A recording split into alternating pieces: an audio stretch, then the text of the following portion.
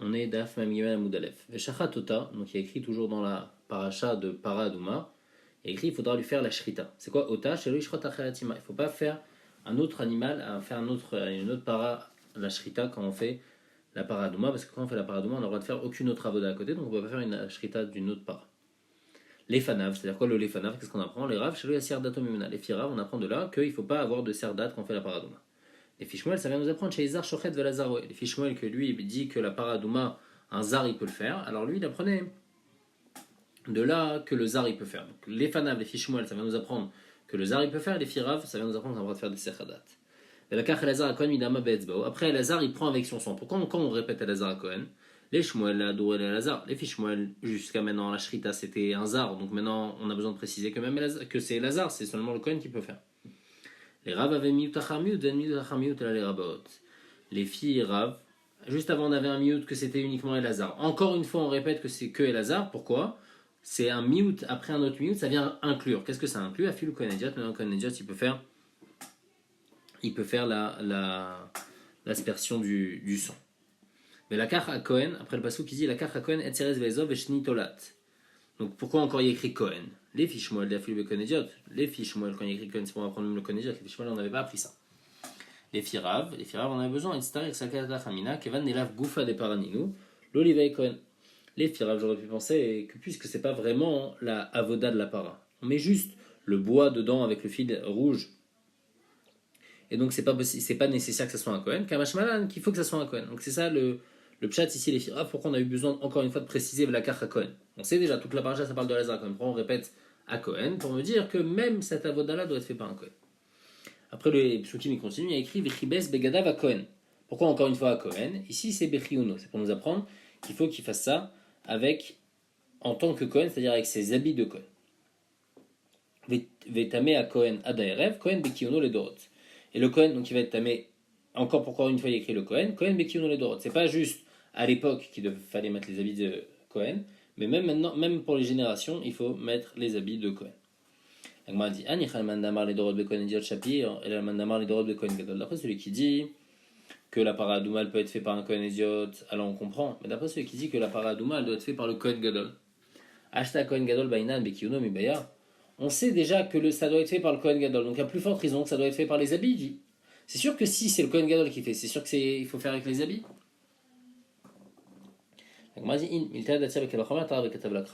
Bien que c'était sûr qu'il fallait faire avec les habits de Keuna, puisque c'est le Kohen Gadol qui doit faire selon cet avis-là, malgré tout, la Torah, elle s'est fatiguée à écrire quelque chose qu'on aurait pu apprendre logiquement, qu'on aurait pu apprendre en Kalvachoma. En tout cas, c'est ça que ça vient nous apprendre ici à Kohen, Bekiuno, pour nous apprendre qu'il faut mettre les habits de Keuna quand on fait cette avoda de Paradouma.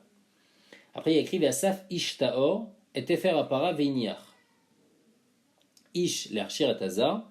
Donc pourquoi il y a écrit Ish Taor? C'est quoi Ish Taor? Ish, l'Archir Atazar. Ish, c'est pour rendre cachère le Zar. Donc même quelqu'un qui n'est pas Cohen, lui, il peut ramasser la cendre. Donc jusqu'à maintenant, c'était seulement un Cohen qui faisait toute la avoda. Mais là, la question, c'est après. Ramasser la cendre, qui c'est qui peut faire ça? C'est même un Zar. Taor, l'Archir Ataïcha, même une femme. Veiniach, Mishesh Bodat, l'Aniar. Par contre, c'est seulement celui qui est du Dat. C'est Tsur Chachet Vekatan, Chen Bem Dat, l'Aniar, qu'ils ne peuvent pas ramasser la cendre. Nanatam. Akol Ksherin et Kadesh, Chutz Mechel Chachet Vekatan. Tout le monde peut être Mekadesh. C'est quoi Mekadesh? C'est mélanger l'eau avec la cendre. Donc tout le monde peut faire ça, sauf un Chayashot avec Kadan. Donc c'est comme ramasser la cendre. On a ramassé la cendre et après être Mekadesh, c'est la même chose. Ça, c'est les filles de Tanakama. Rabbi Yehuda dit non. Marchir Bekatan ou Posel Veishabon Organos. Rabbi Yehuda dit l'inverse. La femme, elle est psoula et le Katan, il est kasher. Maïta Amader Banan. C'est quoi la raison de Chachamim? Comme il écrit Velakrou, l'Etame, Meafar, Srefata Khatat. Donc on apprend un art de passer l'Echab à Sifat, ça passe l'Echab à Kiddush. Puisque on a utilisé Velakrou au pluriel. C'est-à-dire ça revient sur ceux qui étaient là avant. Donc ceux qui ont ramassé la cendre, c'est lui qui va mélanger la cendre avec l'eau. Et donc on a dit qui c'est qui peut ramasser la cendre? Une femme et pas un katan, donc ici aussi, mélanger avec l'eau, c'est seulement une femme et pas un katan. Et Rabbi Yehuda lui va te dire non. Imken, Makra, Velakar, Maï Velakrou. Pourquoi il écrit Velakrou? On aurait dû dire Velakar, si c'est la suite de ce qu'il y avait avant.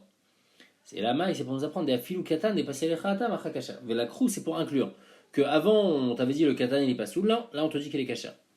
Isha minale. Et d'où il sait que la femme elle va être psoula ici? Réponse parce qu'il y a écrit Venatan, velo Venatna. Comme il y a écrit Venatan au masculin et il n'y a pas écrit venatna au féminin, mashma, que ça doit être fait seulement par un homme. Et donc Rabbi Yehuda, il va te dire là c'est l'inverse. Pour ramasser la cendre, c'était le katan il peut pas, mais la femme elle peut. Et là pour mélanger, c'est l'inverse. Verabanan et Chachamim, eux ils te disent non, Iketabracham avait la car Venatan, pourquoi on écrivait la crou et Venatan et Chachamim, pourquoi il écrivait la car, on aurait dû écrire la car Venatan. Tu dis non, si il avait écrit la car Venatan au singulier, Avamina, Deshakil Chad Veyeifrad, j'aurais dû penser qu'on fait ça, qu'il y a une personne qui prend et une personne qui mélange. Machma qu'une seule personne peut faire ça, pas deux. Katavracham avait la crou, c'est pour ça que la Torah elle a écrit deux, qu'on peut faire ça même à deux. Et si on avait écrit tout au pluriel, j'aurais dit à des chaque lettre, il faut être deux spécialement pour prendre la cendre. C'est pour ça qu'on a écrit Velakru Venatan, d'afil ou chaque lettre, qu'il y en a deux qui peuvent prendre la cendre et un seul qui va mettre après l'eau dans le récipient et c'est pas dérangeant. Après il y a écrit Velakar Ezov et Taval Bamaim Ishtaor. Pourquoi il y a écrit ce Ishtaor? Donc avant on avait dit il y a ramasser la cendre, mélanger la cendre et maintenant c'est tremper et asperger sur celui qui est tamé. Qui c'est qui doit faire ça? Les filles Chachamim. Ici il y a écrit Ish Taor. C'est quoi ce Ish Taor? Les filles Chachamim, Ish Velo Isha. Les filles Chachamim, jusqu'à maintenant, la femme elle était Kshera. Ici, pourquoi on dit Ish? Ish, c'est pour enlever la femme qu'on avait permis jusqu'à maintenant. Donc pour asperger, la femme elle est psoula. Taor, c'est l'archirata katan. Le katan jusqu'à maintenant il n'était pas soul. On dit Taor, le katan il est kasher. Ou les Rabbi Yehuda il te dit non. Ish Velo Katan, Taor l'archirata Isha. Ish, ça exclut le katan. Et Taor, ça vient inclure l'Aïcha, puisque les filles Rabbi Yehuda juste avant, le mélange, le katan, il était kasher. Et la femme, elle était psoula. Donc ici, ça va inverser. Mais Tiv la Gemara demande, d'accord, que la Hazah, tout le monde peut faire la Hazah, sauf une femme. Avec katan, chez Bodat, un katan qui a du dat, Isham Sayato ou Mazé, une femme, elle peut l'aider, il pourra asperger. Donc on voit que le katan, il est kasher, et la femme, elle est psoula. Ça va comme qui? Ça va comme Chachamim, les Chora. Que le katan est kasher et la femme elle est psoula pour l'aspersion. La Gemara dit Velo Palig Rabbi Yehuda et on voit dans cette Mishnah qu'on n'a pas apporté que Rabbi Yehuda n'était pas d'accord. Si Rabbi Yehuda n'était pas d'accord, on aurait dû l'écrire dans la Mishnah. Amar Abaye Kevan Damarmor Mashma Motsimiyan Mashma Mashma Mimela Palig, puisque on connaît la raison de Rabbi Yehuda, puisqu'on sait que Rabbi Yehuda dans le pasouk d'avant, dans le mélange, il a dit l'inverse de Chachamim, donc dans la suite, le pasouk après il vient exclure le pasouk qu'il y a juste avant. Puisque dans le mélange, on a dit les filles Rabbi Yehuda que le katan il est kasher et la femme elle est pas soul. Donc c'est sûr que le pasouk d'après, quand il vient faire un ribou, il vient dire ish taor, il vient m'enlever ce qui était permis avant. C'est-à-dire, ce qui était permis avant c'était le katan, il vient maintenant me l'enlever, me dire que le katan il est pas bon. Et donc c'est pour ça qu'on n'a pas besoin de le préciser dans la Mishnah, c'est logique. Il y a écrit Ve'iza a taor à la tamé. Taor mikla chez tamé. Donc le taor il va faire une aza sur le tamé, mashma que, pourquoi on précise le taor? Mashma qu'il n'est pas complètement taor, même s'il est tamé un petit peu. Il met d'alvulium chez kasher bepara, mashma de là qu'un dvulium il est kasher pour faire la paradouma. Amar Rabbi Yassi, qui a Bouba Rabbi Yochanan de Resh Lakish bepara, quand Rabbi Yochanan et Resh Lakish ils sont étudiés la paracha de paradouma, l'omaskemina et la kemaï de masik talami bekarba, ils n'ont pas compris de ça plus qu'un renard ce qui comprend un renard, ce qui peut creuser un renard avec ses pattes dans un champ qui est déjà labouré. Donc pas beaucoup de tridushim. Et là, Amré, Mashma Motim Yad Mashamo, Mashama et là, ils ont dit, comme on a expliqué jusqu'à maintenant, que chaque pasouk, il faut l'interpréter, qu'il y a un pasouk qui exclut, et celui d'après, il vient encore exclure, c'est-à-dire que ça va inverser à chaque fois, comme on a expliqué. Tane Takame de Rabbi Yochanan. Quand la shritot ksherot bezar, chutz Michel Para. Toutes les shritot, elles sont kasher bezar, sauf la shrita de la paradouma. Malé Rabbi Yochanan, Poktane el Bara, Rabbi Yochanan lui dit, sors cette braïta, elle est fausse. L'omatsinu shrita bezar psula, une shrita n'est jamais kshera, n'est jamais psula quand elle est bezar, et donc même la shrita de la paradouma, le zar il peut faire. Et Rabbi Yochanan nomi, il a été de l'otzaït. Et Rabbi Yochanan, c'est pas juste qu'il est en cholek sur la braïta. Et la filou les rabé l'otzaït, mais même son rave, il est pas d'accord avec lui. Pourquoi Adama Rabbi Yochanan Rabbi Shimon Yotzadak, shrita de para bezar psula. Vanyomer kshera, l'omatsinu shrita chez psula bezar. Donc on voit clairement que Rabbi Yochanan dit que la shrita, elle est kshera, et il est cholek sur Rabbi Shimon ben Yotzadak. Après on disait le Kohen Gadol, il va sur le deuxième fois vers le par et il fait un autre vidouille. La Gemara demande, il y a une différence entre le premier vidouille et le deuxième vidouille. Maïch n'avait vidouille richon dans le premier vidouille, il dit Delomar ou bne Aaron am kedoshecha. Ou Maïch n'avait vidouille génie dans le deuxième vidouille, il dit ou bne Aaron am kedoshecha. Pourquoi cette différence? La Gemara répond Tane wa Mishma kach imidatadi notenet. Mutav yavo zakai v'yichaper ala chayav, vali yavo chayav v'yichaper ala chayav. La logique c'est comme ça. lui d'abord il doit se faire pardonner sur lui-même, et ensuite il va pouvoir pardonner les autres. Donc d'abord il revient sur le premier vidéo, il parle que de lui, et après il parle de ses frères les Kohanim.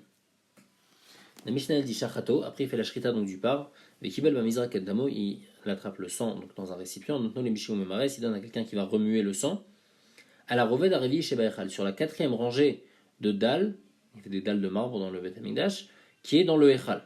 Donc pour l'instant dans le Echal on comprend qu'il est à l'intérieur du Echal. Kedesh les croches, pourquoi on faisait ça? Pour pas que le sang y coagule. Natal Marta, Vala les roches à après il prenait une pelle et il montait en haut du Misbeach, ou Pina Gechalim Elar Ve'elach, et il écartait les braises à droite et à gauche, Vechotem Inameukalot Apnimiot, et il prenait les braises qui sont plus intérieures, qui sont plus consumées, Ve'yarad, et il redescend donc avec cette pelle pleine de braises. Ve'nicha la revêt d'Arevi chez Bahazara, et dans la Hazara de la quatrième rangée de dalles, et ben il mettait là-bas cette pelle-là. Becholium et Achote Bechal Kesef, ou Mare Betar Shelzav, tous les jours. Normalement, le Kohen, quand il prenait les braises pour pouvoir les utiliser pour l'actoret, donc on prenait des braises après pour les amener à l'intérieur pour les utiliser pour l'actoret, il avait une pelle en argent, et après de cette pelle en argent, il mettait dans la pelle en or. Mais ce jour-là, le Kohen Gadol, il prenait une pelle en or directement, ou bah il y a Marnis, et il faisait pas d'échange, il versait pas de la pelle en or à une autre pelle, il prenait directement la pelle en or et il rentrait avec. Pecholium, tous les jours, on utilisait une pelle de 4 caves, ou Maharé, les torches de cabine, et quand il versait dans une autre pelle de 3 caves. Vayom Choté Bishoché cabine, et ce jour-là, le Kohen Gadol, il prenait directement une pelle de 3 caves en or. Au bas, il y a Marnis, il rentrait directement avec cette pelle-là. Rabbi Yossi Omer, Becholium Choté Beshel Sea, lui disait que c'était un Sea, ou Maharé, Betor Shlochet cabine, Vayom Choté Bishlochet cabine, ou bas, il y a Marnis. Une autre différence, Becholium Aïta Gveda Vayom Kala, tous les jours elle était lourde, là aujourd'hui elle était plus légère. Becholium Aïta Yadak Tsara, normalement, il y avait un manche court, Vayom Aruka, mais ici, ce jour-là, le manche il était plus long.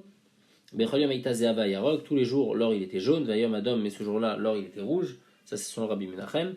Becholium Akriv Pras Beshachait ou Pras Ben Arbaim, tous les jours il apportait une moitié, donc on apportait un pras le matin et un pras l'après-midi dans l'actoret.